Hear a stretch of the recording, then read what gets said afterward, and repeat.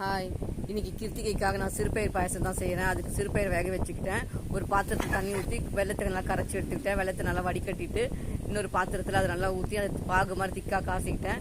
சிறுபயிர் கடைஞ்சி வச்சிருக்க சிறுபயிரில் இந்த வெள்ளை பாகு எடுத்து ஊற்றி அதை நல்லா கொதிக்க விடணும். அதுக்கப்புறம் ஏலக்காய் தட்டி போட்டு முந்திரி பருப்பு தாளிச்சு கொட்டிட்டா சிறுபயிர் பாயசம் ரெடி. இப்போ முருகருக்கு படையல் போடுறதுக்காக நான் என்னென்ன சமையல் செஞ்சுருக்கேன் பார்க்கலாம் வாங்க. சிறுபயிர் பாயாசம், உருளைக்கிழங்கு ஃப்ரையு, பூசணிக்காய் சாம்பார், தயிர் சாதம், வெள்ளை சாதம், இதுதான் நான் இன்னைக்கு செஞ்சுருக்கேன். இதை சாமி கும்பிடலாம் வாங்க. இப்போ முருகர் படையல் போட்டு சாமி கும்பிடலாம். இப்போ இன்னைக்கு எனக்கு வாழை இலை கிடைக்கல. ஸோ அதனால நான் செஞ்சு வச்ச அந்த தொன்னை கிண்ணத்தோடு வச்சு சாமி கும்பிடுறேன். இதுதான் இன்னைக்கு நல்லா முடிஞ்சது பாருங்கள்.